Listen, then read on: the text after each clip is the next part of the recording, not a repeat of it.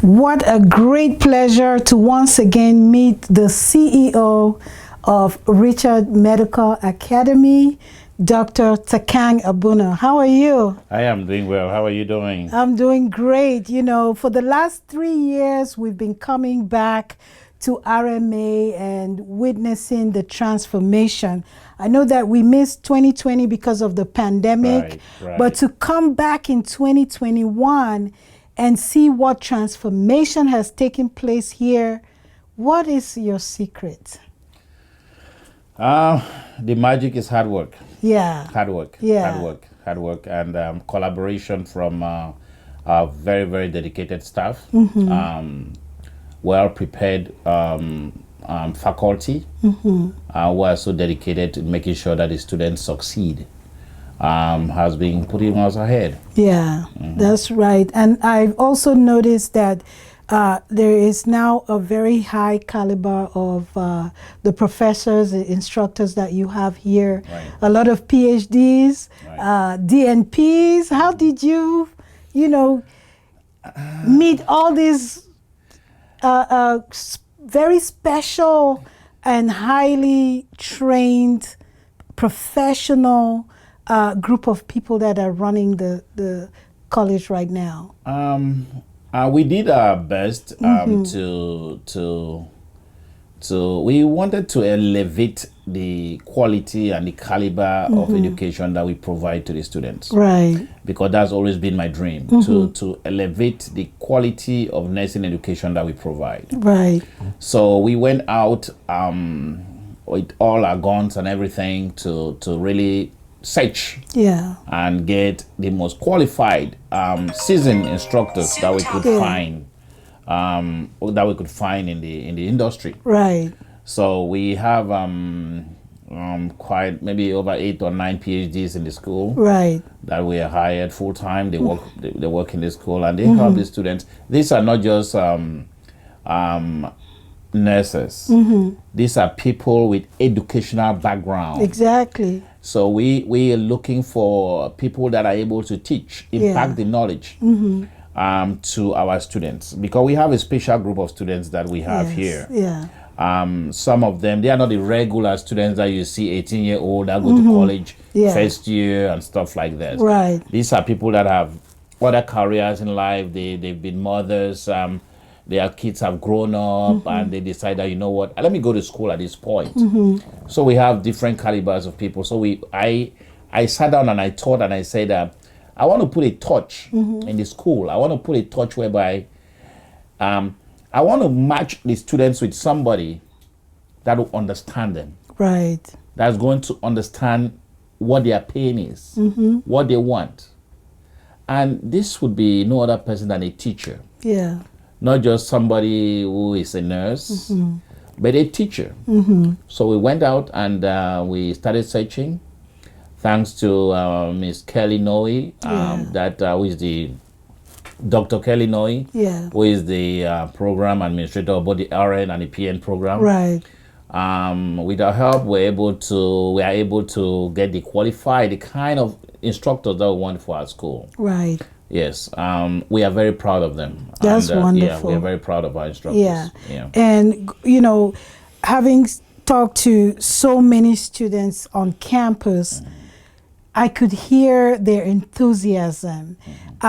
Students who come from different backgrounds, culturally, religious, diversity, they feel so accepted here. They feel like their voice is being heard. They feel like they can ask any questions and they don't feel like or look stupid. So there's a lot of support for the students. Yeah. Yes. The thing is, we understand what they're going through because we went through that. Yeah. A lot of our instructors that you see today, they are DMPs, they are PhDs and stuff like that. Some of them started as CNAs. Right. Yes, you have Dr. Lakisha Sim. She started as a CNA. Wow. Became an LPN. Whilst having children. Yeah. Did a RN, BSN, MSN, and PhD. So this group of people Yeah. that we select, we made sure they will understand Yeah. the caliber of students that we have. Right. They will know what their pain is. If somebody is running late because they have to take their child to daycare, or their mother is sick, or the child is sick, we should be able to understand that these are things in life that happens. Yeah. And they can be accommodated. We have a whole lot of resources. These instructors have put together a curriculum that is better than none. I mean, it's so amazing what they're doing here. Yeah. It's so amazing. They are so dedicated. They are here at 7:00 in the morning. Some of them, by the time I drive here, they are already here, trying to help the students. The students have their phone numbers. They talk to them on Saturdays, on Sundays, helping them with their homework. And I mean, the results now show for themselves. Yes. The results show for themselves. Yeah. I have not seen a student here that has graduated and has not passed the boards that took the board within 6 months. Right. I mean, we do everything possible to make sure they succeed. Yeah, You that's know. amazing. And coming through, living through the pandemic, 2020 was the worst. Right. Most institutions were hit, and changes had to be made. And I understand that RMA also made those adjustments, and classes went online. How was that? Managing and navigating through all of that. Yes, luckily we have the manpower here. Yeah. We have the technological know-how. If you notice, the support staff that we have here, we have people with a whole lot of IT background, like Mr. Joseph Adewale right there. He has a whole lot of IT background. He does all the. We have the campus director, Right. Mr. Rod Farthing. He has a whole lot of IT background. So it was like we were prepared for this to happen. Right. We were really, really prepared. So when it came time that we had to transition online, it didn't take us a second, because you have to position yourself in life. You have to position yourself in life so that when an opportunity is given to you, you can take it and run. You can use it. But if you are not prepared, when the storm hits, then you have a problem. You have a problem. So luckily, we had the manpower. We had the manpower. We had the staff. With the know-how to transition. So whilst other people were struggling, we were giving advice to other schools on how to do this. We're giving them advice. We're telling them, okay, this is what you need to do. These are the platforms you need to use. And it was very seamless for the students. We had to bring the students in at some point, and it was kind of challenging for some of the students with the technology that we have in place. And we spent countless hours, because we have the support staff that are here. They spent countless hours to teach the students how to use the technology so that they could stay at home and still get exactly the same kind of information they had in the classrooms. Apart from that, the days that we had some, if you look around the campus, notice that some of the classrooms was modified, was remodified so that we could accommodate 10, 15 students in a classroom. We had to knock down some walls, and we did a whole lot of changes and brought in the students, some students on campus on clinical days and stuff like that. And we were able to manage to do this. Because the staff is not just academically prepared, they are also very, very dedicated to make sure the students succeed. And the students talked a lot about they feel like it's a family, right? And the classroom sizes are small enough for them to express themselves and with their very special needs. So that's a great thing, right? There's also the resources with the development of the labs. There's now multiple labs and a lot of expensive equipment in there. So you're putting in the resources and helping the students, and the results are getting better too. I was speaking with one of the instructors who shared that the NCLEX pass rate is pretty high. We you see the just like I said earlier, you need to be prepared. You need to be prepared so that when the storm hits, you would be able to maneuver. So we went out there and we got the staff, we got the staff, the teachers that we wanted for the school. Right. We knew what the problems were. So we got the instructors that we needed for the school. We got the specialists that we needed for the school. We got the advisors. We got the educationers that we needed for the school. Then we went ahead to they gathered some information. They brought, they did a study, and because these people came from, some of them have been teachers for 20, 25 years, 30 years, you know, in different nursing education, education of different universities. And we went out there and we said, you know what, we want you. Whatever it's going to take us for us to have you here, we're going to do it. And luckily we were successful. So when they came up with their report that this is what they needed, so the school was prepared enough to provide everything that they needed. We have a simulation lab here that is state of the art. It is. The mannequins that we have in that lab, they will deliver babies. They will you'll take blood pressure. They will cry. They will talk to you. They will tell you how are you doing today and stuff like that. And one of them costs like 50K. Right. That's a lot of money, but it yeah. does all the you know, the different scenarios. It does everything. It feels like you're in a live situation. That's a lot of investment, and you know, the students are really benefiting from that. At least that's what they were expressing. When we did the campus tour. So very good. So there's also been a growth in the number of students over the last year or two. Considering we're in a pandemic, RMA is growing. It's growing. How this happens is that nobody wants to go where there's no success. And these students work in different nursing homes. They work in different hospitals. They work in different places. And by the time they see their colleague rising from LPN to RN, they say, how did you do this? I went to Richards. I went to Richards.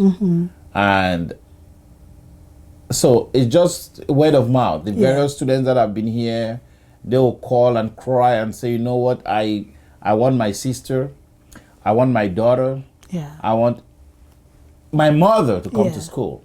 Because I was treated like a family member. You know, they understood my problem. When I was running late, I told my teacher that I'm running late and stuff like that. They treated you nicely. They made sure they accommodated you and made sure that you made up your hours so that you could actually succeed.